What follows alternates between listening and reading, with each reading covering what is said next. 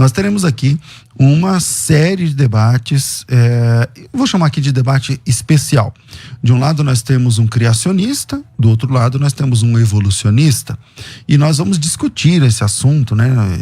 Veja, em 3 horas, né? Não dá para exaurir o tema, mas nós vamos discutir o assunto com um pouco mais de profundidade, e hoje o tema é origem do universo. A origem do universo é acaso da natureza ou obra de Deus? A vida se organiza sozinha ou foi planejada? Formas de vida, modificações ao longo do tempo, criadas ou prontas, aconteceram, como que funciona? E para debater esse assunto, tenho aqui 2 convidados extremamente técnicos dentro desse assunto. O engenheiro Francisco Quilmento, ele é evolucionista, engenheiro químico, gestor ambiental, especialista em energias renováveis e também divulgador científico, muito conhecido nos meios das redes sociais, vídeos e tal, a partir da sua defesa da teoria evolucionista. Francisco, bem-vindo aqui ao nosso programa de debates, querido. Obrigado. Um bom dia a todos. Posso marcar meus 5 minutinhos? Ainda não, peraí, eu já te dou. Com a gente também para debater esse assunto, eu estou recebendo aqui o Dr. Marcos Eberlin. Ele é criacionista, muito conhecido também por fazer parte da teoria do design inteligente, é doutor em química, é pós-doutor no laboratório Aston de espectrometria de massas, é pesquisador da Unicamp, coordenador do núcleo de pesquisa do Mackenzie, que é o Discovery Mackenzie, presidente da Sociedade Brasileira do Design Inteligente e membro da Academia Brasileira de Ciências. Bem-vindo, Dr. Marcos Eberlin. Pastor César, Francisco, um privilégio estar com vocês aqui, debatendo sobre o assunto mais importante, né? Da onde viemos, por que estamos aqui, para onde vamos. Um privilégio imenso. Legal. Bom, vou começar com 5 minutos para cada um, conforme combinado previamente, e o Francisco já tá até com o cronômetro aqui do lado, e aí posso zerar? Então vamos lá. Eu vou fazer a pergunta e assim você zera. Origem do universo, acaso da natureza ou obra de Deus? Com a palavra Francisco Quilmento. A questão é a seguinte, o universo propriamente, como a gente o vê, não é um acaso, é quase uma consequência das próprias propriedades dele. Para se entender isso, a gente tem que começar com uma coisa bem simples. Eu estou olhando para o César. Eu estou olhando para ele agora? Não. O agora chegou a mim, a sua imagem, numa fração muito mínima de tempo. Quando eu olho para a Lua, eu vejo a Lua 1,3, 1,4 segundos atrás. Júpiter, que é um planeta fácil de ver no céu, 30 minutos. As estrelas já começam a ficar anos. A galáxia mais próxima, 2. Em pouco tempo, a astronomia chega a um passado que está se vendo de bilhões. Aí tem a questão que tem que se entender assim.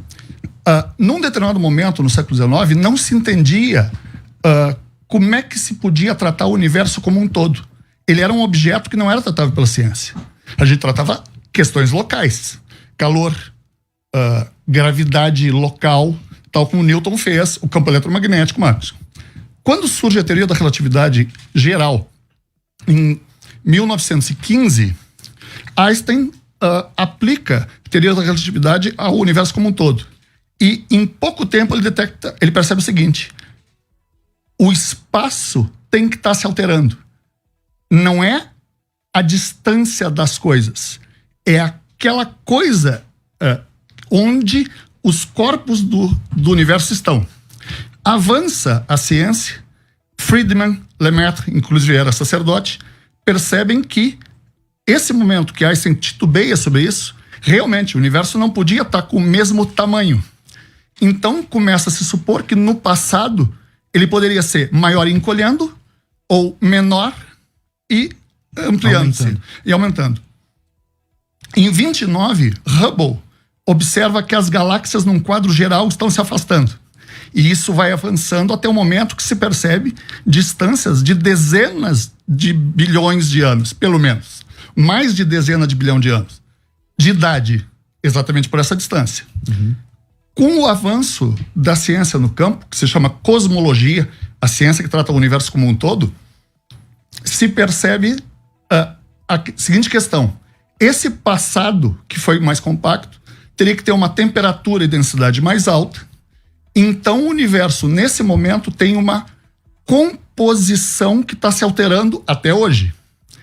E começa a se criar hipóteses que numa distância extremamente grande, se veria como é que esse universo é no mais remoto do seu tempo, que inclusive ele não poderia ser nem transparente. Ele teria que ser uma parede de radiação que está chegando a nós. A gente chama de radiação cósmica de fundo.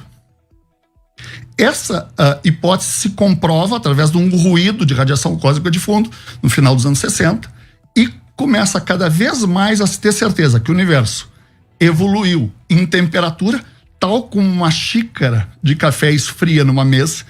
As relações dos processos são extremamente íntimas. Uma seta do tempo termodinâmico. O universo formou os primeiros elementos dele, que é o hidrogênio e o hélio, numa taxa adequada nesse período mais remoto, e a partir dali a gravidade foi agregando os outros corpos celestes, e isso se observa exatamente quando se observa as galáxias mais distantes.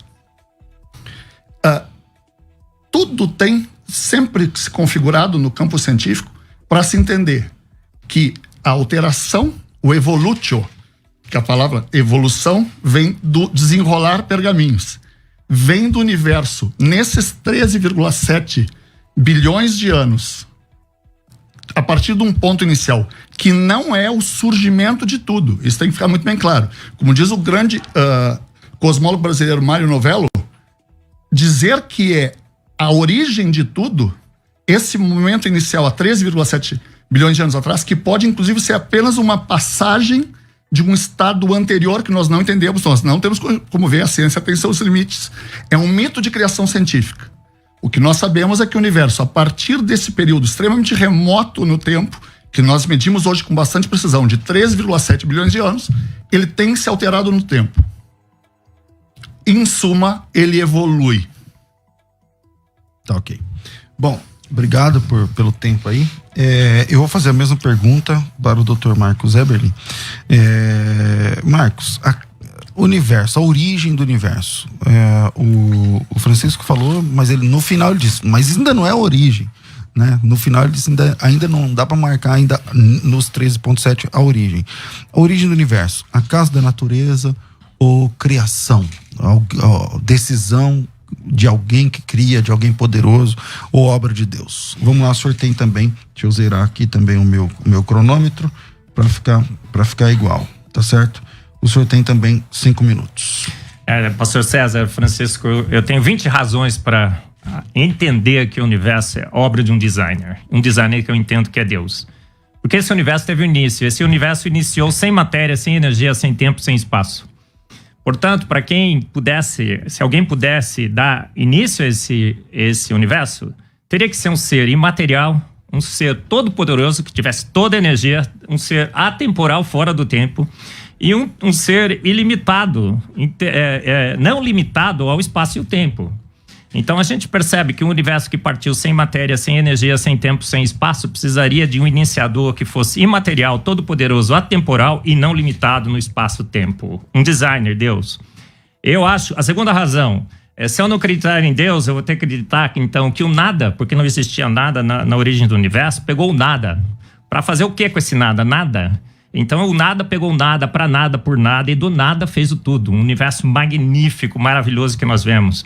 Eu teria que acreditar que as 26 constantes universais, que são ajustadas finamente a uma precisão absoluta, surgiram dessa grande explosão. Mas a gente sabe hoje que um ajuste fino precisa de um ajustador que consiga fazer esse ajuste fino. São 26 constantes universais. Se você mudar uma casa depois da vírgula, o universo simplesmente se desfaz. Eu quero crer que foi um designer, porque a grande explosão teria que formar matéria e antimatéria, mas simplesmente a antimatéria sumiu. A gente sabe, não é, que prótons teriam que ser formados com antiprótons, elétrons com antielétrons, mas a gente não vê os prótons e os antiprótons e os antielétrons por aí.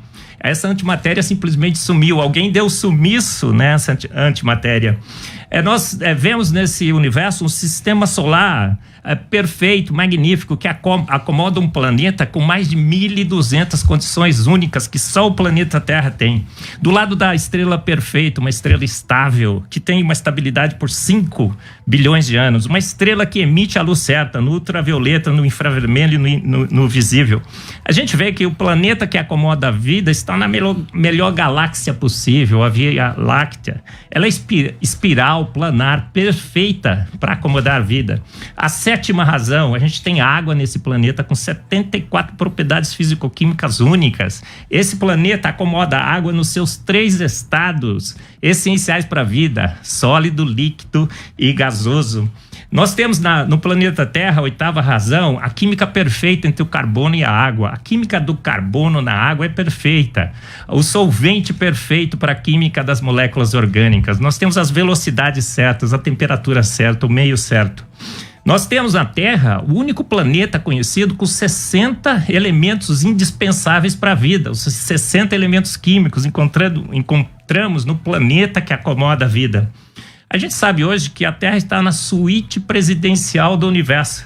Talvez não estejamos no centro do universo, mas a gente está na suíte presidencial do universo. O ponto melhor desse universo para ter vida, um ponto calmo, tranquilo dentro da galáxia. Nós temos a melhor observação do universo. A nossa atmosfera é transparente, o ponto da galáxia é escuro, então a gente pode observar todo o universo. Nós temos a 11ª razão, os guardiões interplanetários que nos protegem de asteroides e cometas que poderiam se chocar com o planeta Terra. Nós temos uma Terra rodando 24 horas, perfeita, inclinada em 23,5 graus, criando as marés, as estações. Nós temos uma Lua perfeita no tamanho certo, na distância certa, na massa certa, que cria essas marés. A gente tem a atmosfera perfeita no planeta Terra, nitrogênio e oxigênio, na razão de 3:1. Nós temos o ciclo do nitrogênio, o ciclo do carbono. O planeta Terra é protegido por um campo magnético que protege contra o vento solar. A 16ª razão, nós temos as eclipses solares perfeitos, onde teve uma eclipse aí, né? Todo mundo saiu para ver. Uhum. Mas a gente não viu, porque é um show itinerante, né? Na Argentina viram uma eclipse solar perfeita. Nós temos uma uniformidade da temperatura do universo, 2,7 Celsius, Kelvin. Isso não faz sentido. A luz não poderia ter viajado nos extremos desse universo para homogeneizar a temperatura. Se eu não creio que foi um designer, eu vou ter que crer na teoria da inflação, que é um segundo milagre mais milagroso do que o próprio Big Bang. As estrelas são todas coloridas. 10 segundos. Emitem no colorido. E a opinião dos grandes cientistas também é essa.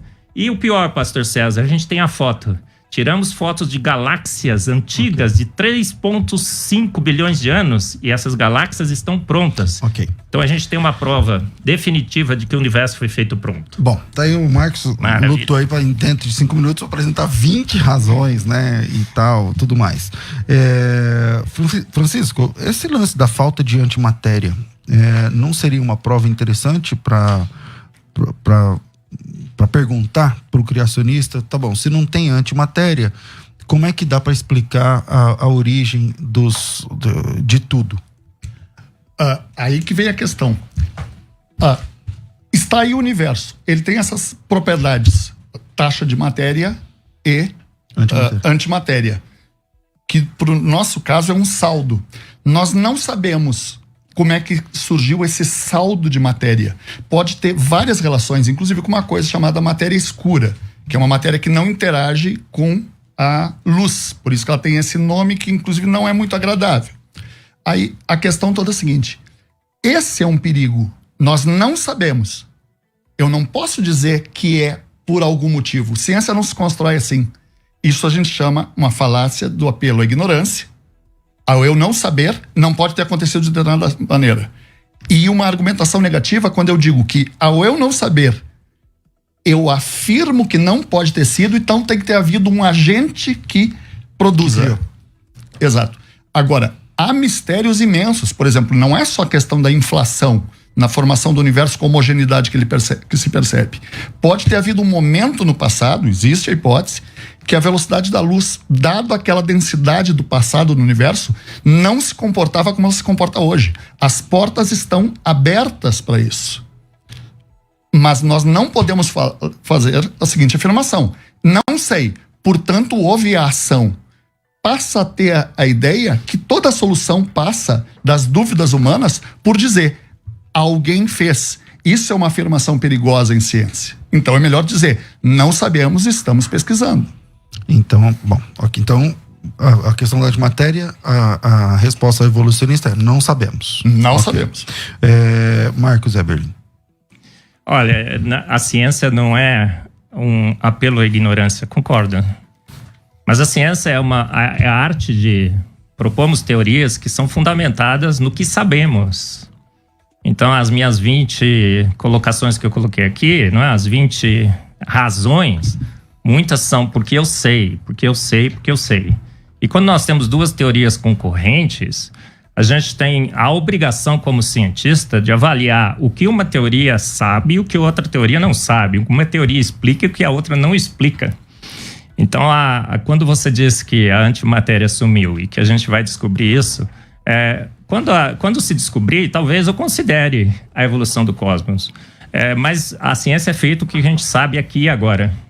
Então, há grandes mistérios no universo que a teoria que tentaria explicar esse universo sem a intervenção de uma mente inteligente simplesmente não explica. Então, a ciência é a arte de escolher a melhor teoria. A melhor teoria é que o universo foi feito pronto. Como eu falei, nós temos a foto. Nós tiramos fotos de galáxias com 3,4, 3,5 bilhões de anos. Essas galáxias estavam prontas. A gente tem a foto. Esse é um dado definitivo. Tiramos com os nossos telescópios a foto de uma galáxia com 13,5 bilhões de anos. Ela estava pronta, tinha água, tinha os elementos mais pesados. Então é uma evidência claríssima de que o universo foi feito pronto, ele não evoluiu. Ok. Francisco. A respeito da posição dele? Sobre o que você quiser. Não, uma galáxia na faixa dos 12 bilhões de anos, ela não está pronta, tanto que existem os quásares. Está havendo a agregação, a formação, a acreção do buraco negro central, buraco negro hipermassivo dessa galáxia, que o nosso tem, só que nós não percebemos na Via Láctea, que é uma galáxia que nós vemos recentemente. Nós olhamos para o espaço e vemos a Via Láctea há poucas dezenas de milhares de anos. As galáxias de bilhões, elas estão ainda... O buraco negro central está consumindo estrelas e produzindo energia. Então, essas galáxias lá estão passando por um processo de modificação de seu estado. E o que é, em ciência, a modificação do estado de um sistema, das suas características? Novamente, evolução. Por outro lado, se isso fosse verdade, nós veríamos a 3,7 bilhões menos 380, o número é certo, vamos arredondar, 13,3, nós veríamos galáxias que estariam ainda no mesmo estado. E não, nessa distância, nesse passado profundo, nós só vemos uma barreira de radiação. Por quê? Porque não havia, a partir de um ponto, nem propriamente átomo algum. Agora, o que eu concordo, a formação de moléculas, como por exemplo a água, que é uma molécula bastante abundante no universo, só que este passado remoto, para a água, precisaria de oxigênio. O oxigênio só nasce depois dos processos estelares. Todas as observações, toda a teoria cosmológica e física profunda aplicada à coisa, determina que o oxigênio não surge nos primeiros momentos do universo. Então a composição do universo ao longo do tempo está se alterando, então ele está evoluindo em composição.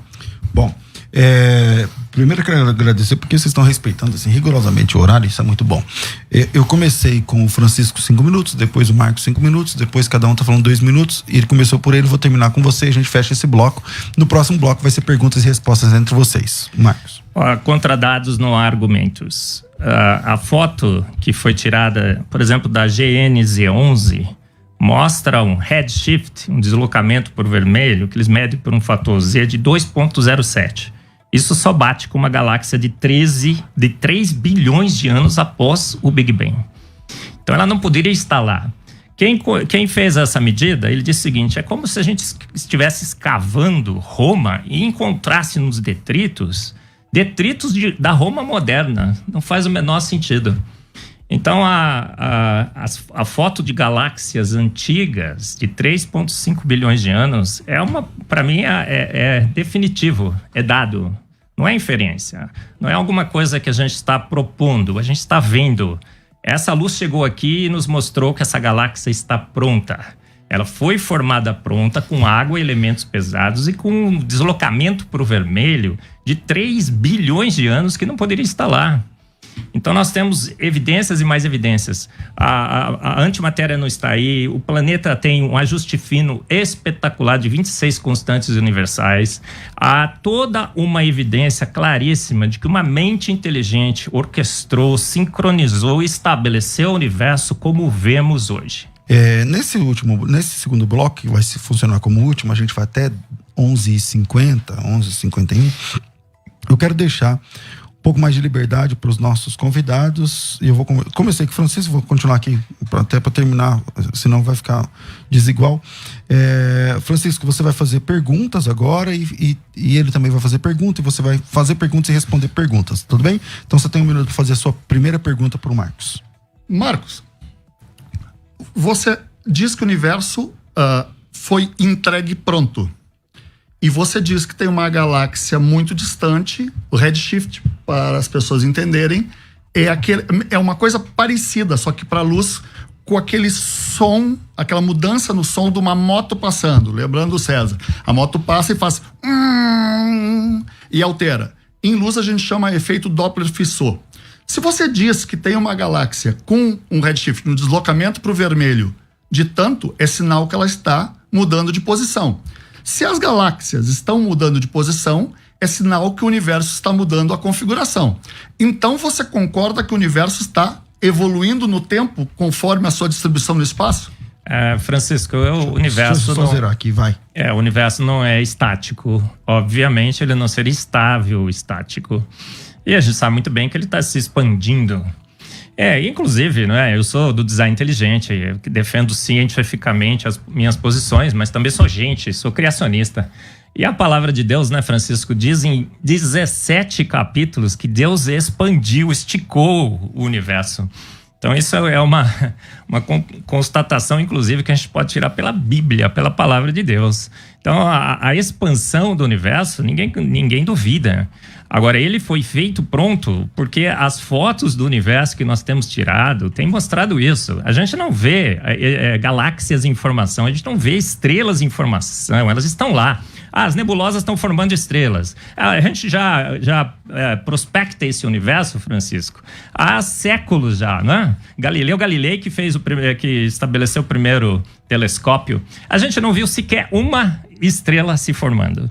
A gente vê propostas por aí, olha só, aquela nebulosa é uma maternidade de estrelas. É aquela história, como você falou. Olha, a gente não tem a explicação ainda, mas não é porque eu não sei que a minha teoria está errada. Não, gente, não é assim. Em ciência, quem se levanta com uma teoria tem que estar preparado para dar as respostas.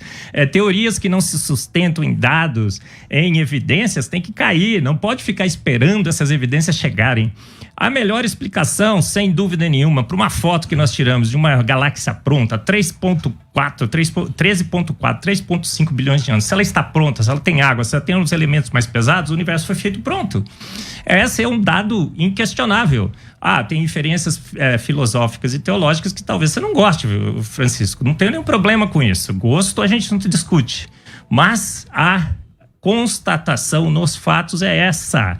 É o óbvio. Esse universo foi feito pronto, estabelecido pronto, com as suas galáxias, com as suas estrelas e seus sistemas solares. Bom, você tinha ainda mais um minuto dos 3, mas acho que você já concluiu o seu argumento. Agora você tem um minuto para fazer uma pergunta para o Francisco. Vai. Francisco, o planeta, segundo o modelo da acreção, era um planeta rochoso, rocha incandescente.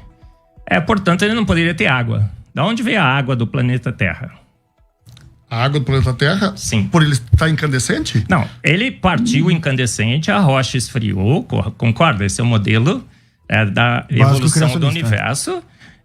Então ele deveria ser um planeta rochoso, seco. A água teve que vir depois. A pergunta é de onde veio? Da onde veio essa água? Francisco, você tem 3 minutos. A água sempre esteve no sistema solar numa determinada taxa, como a gente vê ela, inclusive, no espaço mais distante, próximo de estrelas. Ele estar incandescente ou não, não tem o problema de existir a água ou não. Porque você mesmo falou na sua argumentação que a água existe no planeta Terra na forma de vapor. Próximo de um vulcão com a lava incandescente, eu não deixo de ter água. A molécula da água é uma molécula extremamente resistente à temperatura. Tanto que num maçarico de acetileno, uma reação que o Marcos Eberlin conhece muito bem, há a formação de água. O calor não implica em a inexistência de água ou deixar de existir água. Pode implicar, inclusive, na formação de água. O que acontece é que adiante a água se condensa. E pela gravidade, o planeta Terra continua a absorver, mesmo hoje, água. E onde é que a gente percebe isso? Nas chuvas de meteoros, que se vê que são caudas de cometa com grande quantidade de vapor d'água, exatamente por isso que forma aquelas partículas, porque o Sol evapora e a Terra continua absorvendo. Esse processo aconteceu no passado. Então não é a incandescência do planeta que o obriga a não ter água, é a gravidade e ao longo do tempo de redução da temperatura pelo esfriamento, que sempre acontece, que faz a água passar a ter também no estado líquido e ser adicionada ao planeta pela atração gravitacional. Mas no volume que tem, por exemplo, aquíferos e tudo mais? Por incrível que pareça, o planeta Terra tem bastante água, mas ele não é um corpo celeste, mesmo no sistema solar, dos que mais tem água proporcional. Encédalo, que é uma lua de Saturno, e Europa, que é uma lua de Júpiter, tem um volume de água proporcionalmente imensamente maior do que aqui? Que a Terra. A gente chama isso na astrofísica os voláteis, são aqueles que podem virar vapor. Mercúrio não tem, porque o Mercúrio é riquíssimo e pela presença do Sol e o vento solar arrasta. Isso acontece no universo inteiro com os ventos estelares. Entendi. Bom, você também nos usa todos os minutos, então agora é só vez de fazer pergunta, né? Vamos lá. Isso. Francisco. Marcos, você fala que estrelas não se formam. Nós temos na constelação da Serpente, na constelação de Órion, duas nuvens gasosas próximas que mostram claramente níveis, graus de agregação de estrelas, formação de estrelas, de discos planetários, e nós já tivemos a percepção que mesmo estrelas que explodiram formam planetas logo depois. De onde vem a sua base para dizer que gravidade não forma corpos celestes? Magnífico, né? O Francisco até colocou um programa aí na internet e tudo mais, a gravidade de Eberlin, né? E ele comenta muito sobre a gravidade de Eberlin, eberliniana, não é? Eberlínica. Eberlínica. Gente, a gravidade, ela mantém estrelas quando você tem uma alta concentração de massa de gases. Sim, você tem um colapso gravitacional. Mas a gravidade, Francisco, você sabe disso, ela não forma estrelas. Os gases, por forças eletromagnéticas, se repelem. São moléculas de hidrogênio e hélio. A gente sabe muito bem, quando você enche uma bexiga, não é? A bexiga enche por quê? Ela fica estufada por quê? Porque os átomos ali estão se repelindo. Você vai expandir por uma massa imensa, eles vão continuar se repelindo. Então não há forças. O Stephen Hawking, ele no seu livro, né, esqueci o nome dele, bastante famoso. O universo, numa casca de nós. Ele diz o seguinte: um dos grandes mistérios do universo é a formação de estrelas e galáxias. Não sou eu que tenho dúvidas, o Stephen Hawking tem dúvida. Porque, olha, uma nuvem gasosa em expansão, com átomos que se repelem, eles não se atraem por gravidade. Gravidade, você precisa de uma massa muito alta. Eu dou aula de química. Se você apelar para gravidade, para explicar propriedades de átomos e moléculas, eu dou 0, e todo professor tem que dar 0. Então, quando você fala que gravidade atrai átomos e moléculas, é 0 em química. Porque a gente sabe que eles se repelem, a bexiga ali, os átomos estão se repelindo. Então, que força que foi essa? A força esférica que o Francisco fala lá, né? Não é o nome da força, mas ela teria que agir esfericamente numa grande massa de gás e comprimir essa massa até que o colapso gravitacional ocorra. Não existe essa força, os físicos sabem que não existem. É um grande mistério a formação de estrelas. As nebulosas são maternidades de estrelas. A nebulosa já é uma grande concentração de massa de gás. Mesmo assim, a gente não viu, não documentou nos séculos que nós observamos esse universo, nenhuma estrela realmente se formando. Então os dados refutam a ideia de que o universo está evoluindo. Aí o Francisco vai falar assim, o Marcos gosta dessa ideia de que o universo foi formado porque ele tem uma percepção religiosa. Não, a gente sabe muito bem disso, né? Que muitos cristãos acham que o universo evoluiu. Aceitam o Big Bang, são Big Bangistas. Eu não tenho problema nenhum com a parte teológica e filosófica. Eu tenho um problema com a ciência. A ciência da evolução do universo simplesmente não bate. Não temos mecanismos para a formação de estrelas, não temos mecanismos para a formação de galáxias, nunca observamos uma estrela se formar, piscou no universo. E temos fotos de galáxias extremamente maduras no universo, extremamente maduras no universo que deveria ser extremamente jovem. Não faz o menor sentido. O modelo não faz sentido. Esse universo foi feito pronto por um ser imaterial, um ser atemporal, todo-poderoso. Ok. Sua vez de fazer a pergunta, Marcos. Não fui eu que fiz. Não, tá certo. Agora Tá ele faz certo. a pergunta. Vamos lá. Como é que foram formados os planetas, Francisco? Planetas rochosos, os planetas gasosos e os planetas de gelo. Como é que você entende que nessa evolução do universo os planetas foram formados? A coisa mais simples, está no erro da sua resposta anterior. Quem atrai não é uma esfera, uma massa já formada. Quem atrai é um centro de massa de uma distribuição de massa qualquer. A tal ponto que as moléculas mais altas da atmosfera não escapam para o espaço, não é porque elas sabem que abaixo está a Terra. Elas sofrem a ação da gravidade da massa que está abaixo dela, independente da sua conformação. Os planetas gasosos vão se formando pelo mesmo processo de agregação de gases que formam as estrelas. Só que muitas vezes, no centro deles já se agregou antes matéria, por exemplo, sólida. Da mesma maneira que se percebe nos asteroides a agregação de um grumo de materiais, isso a gente já botou sondas em planetas, que formam a agregação pela gravidade mínima que esses corpos têm. Quando chega a um determinado nível, entra em ação também a formação, vamos dizer assim, ser grosseiros, de rochas, porque as forças eletromagnéticas para uma determinada escala e para uma determinada pressão também começam a atuar. E essas massas que vão se agregando podem acelerar a agregação de gás, a formação da atmosfera. Voltamos ao ponto meu há tempo atrás, das moléculas mais altas da atmosfera da Terra que não escapam. E continua a agregação da mesma maneira que cometas se agregam totalmente formados, muitas vezes de voláteis, e a Terra pega esse material e agrega na sua massa.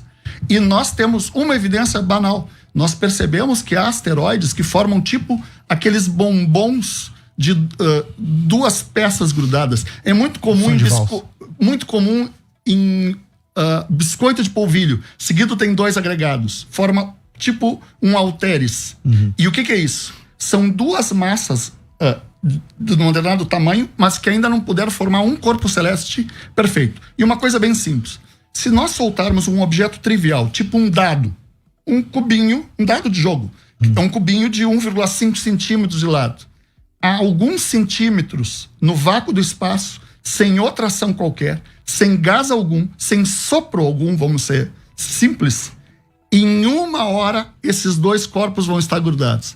Porque a gravidade é a grande senhora do mundo que tudo rege. E ela ultrapassa a repulsão das partículas dos gases e colabora na ainda maior agregação de corpos que tenham outras forças de agregação, especialmente a eletromagnética. Dou por encerrado e posso passar meu tempo para o Marcos. Ok. O Francisco comete um erro crasso Não, aí, calma né, aí, de só veio alteração, perguntar, né? né? Você respondeu. Desculpa. Sim. Posso comentar sua resposta? Se vocês concordarem, não tem problema. Aí você Concordo, comenta de repente comigo. forma a minha nova pergunta. Olha, o que atrai essas partículas não é gravidade, são forças dipolares, né? Cargas que se...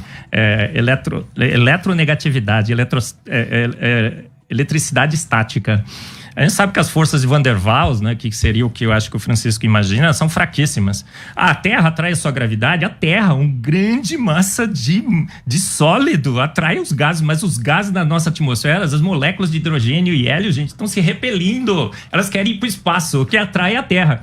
Então, para formar estrela, o Francisco está apelando para uma Terra, para atrair. Se a estrela é gasosa, ele tem que apelar para uma estrela gasosa no centro para formar a estrela gasosa. Não pode. O que é que deu origem a esse núcleo atraente? Que força é essa? Esse é o grande mistério da física. Que força que agregou gases no início? Tem planetas gasosos. Júpiter é um planeta gasoso, só tem gás. Okay. Então nós não temos forças, não temos mecanismos para a formação de estrelas. Sem mecanismo para a formação de estrela, não tem evolução do universo. Francisco. Eu gostaria de perguntar o seguinte, vamos pegar até porque eu gosto do termo, estamos numa rádio evangélica, os pilares da criação. Eles receberam esse nome que tem um cunho religioso exatamente pela simpatia que as pessoas têm por uma ideia de criação. Eles estão na constelação da Serpente. Essa nuvem gasosa, ela tem 7 anos-luz de diâmetro, que corresponde a 280 trilhões de quilômetros.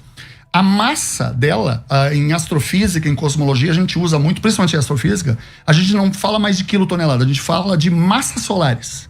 Massa solar está na faixa de 2 vezes 10 na 30. 2 seguido de 30 zeros, quilos.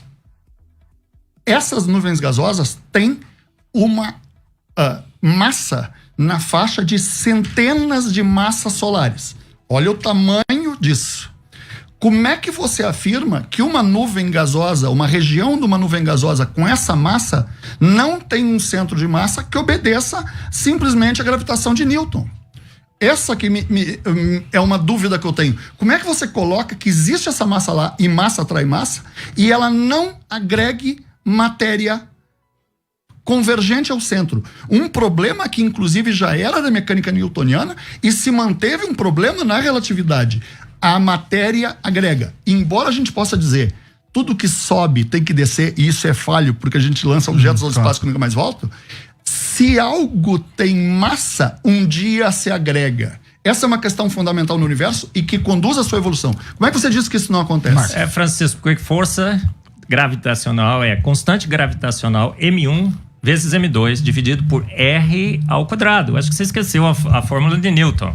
R ao quadrado. Você tem uma grande massa, mas para que essa grande massa possa ter uma força gravitacional que comprima essa massa e a transforme numa estrela, o R tem que ser extremamente pequeno. Você tem que concentrar essa massa para formar esse núcleo atraente que você imagina que a sua imaginação, né, um dia te levou a acreditar que tem lá dentro.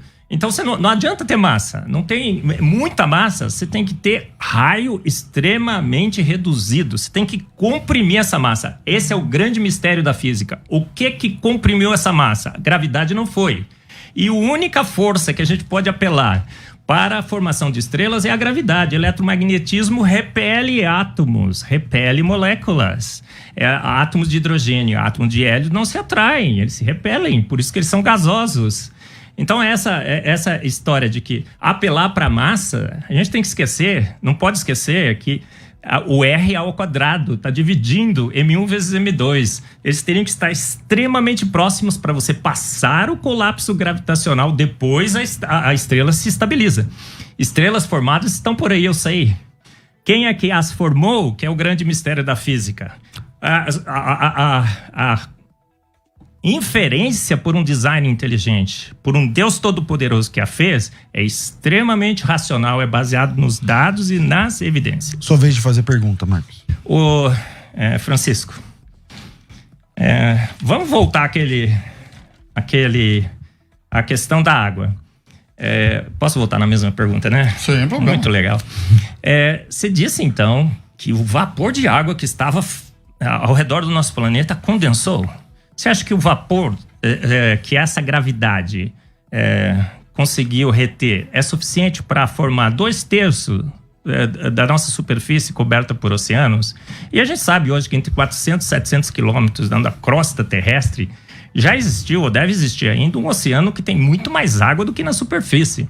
Você acha que esse vapor de água que foi preso pela ação gravitacional do planeta Terra, esse vapor condensando, formaria os nossos planetas? Ou você tem que apelar para os meteoros? Vamos lá. Não, a resposta já está na tua posição anterior. Se você afirma que estava o planeta antes, dentro da sua maneira de tratar a gravidade e a criação dos planetas, já estava lá a Terra. Vamos dizer com um diâmetro de 12 mil quilômetros, um tanto mais, 6.371 quilômetros de raio médio. Essa massa, dentro da sua própria teorização de física, que despreza uma coisa chamada instabilidade de Jeans e teorema do virial, mas eu não vou tratar disso aqui porque não é o nosso caso, atrai moléculas d'água exatamente pela sua afirmação que tem que haver primeiro um núcleo antes que atraia. E eu estou botando um imenso núcleo de 6.371 quilômetros de raio médio para agregar um oceano que na média tem, na área que ele ocupa, que não é a Terra inteira, na faixa de 3 a 4 quilômetros. 1,3 bilhão de quilômetros cúbicos de água. Cada quilômetro cúbico de água tem 1 bilhão de metros cúbicos. É um bocado d'água. Aí é o seguinte, você fala numa água presente abaixo da Terra. O manto tem água, exatamente porque a água pode sobreviver a temperaturas muito altas. Mas não. A quantidade de água nos aquíferos, por exemplo, que é imensamente grande pelo mundo afora, ela fica numa faixa... Aqui no Brasil, a costa terrestre é extremamente espessa, porque é muito antiga. 70 quilômetros. Não, a partir daí começa uma coisa chamada reodo, eu gosto da palavra em italiano, reido, que tem outro comportamento e não consegue ter permeabilidade para ter uma massa d'água que seja, por exemplo, extraível como água mineral. Vamos ser triviais para o público entender. Agora, voltando, essa terra, num determinado momento quente, já estava com uma massa, pela própria teorização do Eberlin sobre formação dos corpos celestes e a sua agregação de material, com uma gravidade o suficiente para reter uma molécula tão pesada como a água. O que a Terra ainda não retém, ela não tem porte para isso, é o hidrogênio. O hidrogênio consegue escapar. Só que a gente tem uma reposição do hidrogênio na Terra exatamente pelas moléculas de água que são atraídas. Então o hidrogênio é atraído dependendo da quantidade da massa. Se a Terra fosse do dobro do tamanho, o hidrogênio não subiria. Exato. Júpiter, que tem uma gravidade bem mais alta que a da Terra, assim como os outros gigantes gasosos, eles retêm hidrogênio porque ele não consegue escapar. E essa ideia do escapar tem a ver com a velocidade de escape. Por isso que as moléculas tendem ao centro. Posso comentar? Claro. Gente, o Francisco realmente não conseguiu fazer as contas direito. A gente sabe disso, né? Os cosmólogos sabem disso. O modelo não é esse, que a gravidade da Terra aprisionou vapor de água. Não é suficiente, gente. O modelo é que são os hidrometeoritos atraídos por Júpiter, da nuvem de Oort e do cinturão de Kuiper, que atraiu esses hidrometeoritos para cá, e a Terra foi bombardeada ao longo de milhões e milhões de anos por hidrometeoritos. Esse é o modelo. Ele desconhece, inclusive, o modelo da evolução do cosmos em relação à água do planeta Terra. Só que foram avaliar se esse modelo é realmente verdadeiro, fizeram a razão isotópica de hidrogênio e deutério da água da Terra e da água dos hidrometeoritos, porque eles queriam testar a teoria deles. Não é essa a teoria do Francisco. Ele não sei de onde ele tirou essa teoria. Não é a teoria da evolução do cosmos e da chegada da água aqui. E a razão simplesmente não bateu. Fizeram os cálculos, quanta água que deveria ter no cinturão de Kuiper para que pudesse trazer toda a água que a Terra tem.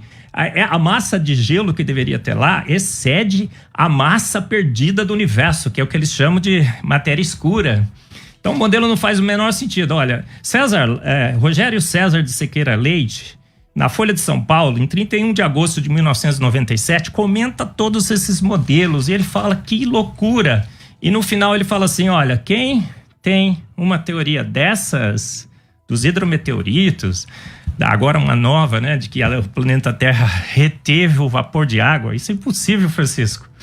Ele diz assim, olha, Rogério César de Cerqueira Leite, um dos maiores físicos do Brasil, avaliando o modelo de que hidrometeoritos, né, avaliando, teriam trazido a água para a Terra. Ele diz o seguinte, quem tem uma teoria dessas nem precisa de anjos ou discos voadores. Gente, fomos feitos prontos para uma mente inteligente. Bom. Ele criou o universo e trouxe água para cá. Bom, infelizmente o nosso tempo é muito curto. Eu tenho que encerrar aqui nesse momento essa primeira parte, mas calma. Amanhã o assunto é a vida, né? O assunto amanhã é: a vida se organizou sozinha ou foi planejada por Deus? Aí vamos falar sobre Darwin, vamos falar sobre evolução de espécies, vamos falar sobre especiação ou não, macro ou microevolução e tudo mais. Isso é para amanhã, então amanhã não perca. A gente vai tentar colocar também no YouTube, porque todo dia tem um programa no YouTube, mas hoje deu ruim, hoje deu errado. Mas quem quiser acompanhar o vídeo, está no Facebook, Crescendo na Fé, César Cavalcante, Rádio Musical FM, tá lá com qualidade de som e imagem pelo Facebook. Mas, na verdade, a gente tinha uma grande audiência mesmo pelo YouTube, mas pelo Facebook tá lá, é só entrar. Eu quero agradecer, comecei com o Francisco, vou terminar com o Francisco até sexta, então vamos lá. Francisco, eu quero te agradecer e o que você gostaria de divulgar, página, livro, evento, vamos lá. Não, eu gostaria de colocar uma coisa. A gente tem uma divulgação em paralelo hoje pela internet que suplanta as necessidades de eu me divulgar aqui. Sejamos sinceros. As pessoas têm que entender genericamente duas coisas. Aqueles que são ateus e arreligiosos têm que saber que não se pode usar a filosofia para dizer não Deus. Por outro lado, uma visão baseada em ciência, entendida do que acontece no mundo desde esse mais remoto tempo possível de a gente ver até hoje e continua e continuará acontecendo, pode gerar aquilo que Planck chamava, que dizia que alguma ciência afasta de Deus, muita ciência aproxima. E eu adoro um autor cristão de autoajuda, já falecido, Augusto Mandino, conhecido como Og Mandino, do maior vendedor do mundo, que é o seguinte: quando achares que teus métodos são insuperáveis, olha para as estrelas. Então, uma visão científica, séria, formal, bem embasada, inclusive filosoficamente para entendê-la, não afasta as pessoas de uma religiosidade e nem na crença de uma divindade criadora, desde que não se chegue ao ponto de dizer que determinadas coisas afirmadas que a ciência mostra como contrária e são evidentes como contrários, por exemplo, a idade do universo, sejam tomadas como aquilo que é um dogma da minha fé. Ok. E dou por encerrado. Ok, obrigado, Francisco, que amanhã a gente está de volta com mais outro assunto dentro desse debate. Marcos, você quer divulgar alguma coisa? Obrigado pela sua participação aqui. Eu queria dizer a todos, né, que um pouco de ciência te afasta de Deus, muito te aproxima mesmo. E é isso que eu tenho feito na minha vida. Eu não defendo posições religiosas, né, baseadas em ciência equivocada. Eu tento estudar, né? Eu leio os livros, né? E todos esses que eu trouxe aqui para vocês e tudo mais. Eu leio os artigos científicos, eu estudo, eu milito na academia. E eu não aceito a evolução do universo, não é porque eu tenho uma posição filosófica ou teológica contrária. Pelo contrário, tem muitos que são big banguistas, né? Irmãos na fé. Eu não aceito porque não faz o menor sentido. Eu vou ter que achar que vapor de água ficou preso no planeta Terra e condensou para criar os nossos mares. Eu vou ter que achar que núcleos de estrelas se estavam presentes para que as estrelas pudessem ser formadas. Eu vou ter que achar que uma foto tirada há 13,5 bilhões de anos, mostrando uma estrela formada com metais, com água, isso possa fazer sentido no universo que evoluiu ao longo de bilhões e bilhões de anos. Não faz, ele foi feito pronto. Eu gosto ou não goste. Isso leva a Deus, e daí? A gente tem que se render às evidências de que o universo e a vida mostram claramente sinais de que fomos feitos prontos por um ser de extrema inteligência que eu entendo como sendo Deus e o Deus bíblico. Okay. Porque eu entendo pelas razões, as razões que me levam a isso. Ok. Bom, vocês não quiserem divulgar rede social, não quiserem divulgar nada. Nada. Tá bom. Então a gente fica por aqui. A gente é bem conhecido, né, Francisco? Sim, até mal falados. Até mal falados também. A gente fica por aqui. Eu quero agradecer o engenheiro Francisco Quilmento, quero agradecer o Dr. Marcos Eberlin também. E amanhã o nosso tema é: a vida se organizou sozinha ou foi planejada? Então amanhã vai apertar aqui mais um pouquinho o parafuso e a gente volta. Eu fico por aqui, mas eu volto às 14h com o bom e velho programa Crescendo na Fé. Tudo isso muito mais a gente faz dentro do reino, se for da vontade dele. Você ouviu Debates na Musical FM.